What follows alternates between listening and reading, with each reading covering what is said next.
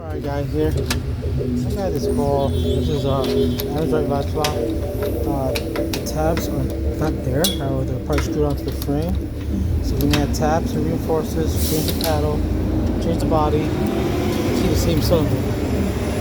Alright, I'll take it from there.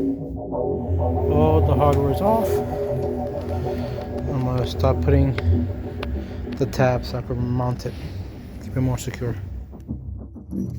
These are the tabs I'm going to install. Put them on the door, make it more secure, more stable. Here's how the lock will look when it's mounted inside the door. But for now, I'm going to put it here. And I'm going to mark my holes. Countersink it. This screws the tab. So I'm going to put the holes and countersink it.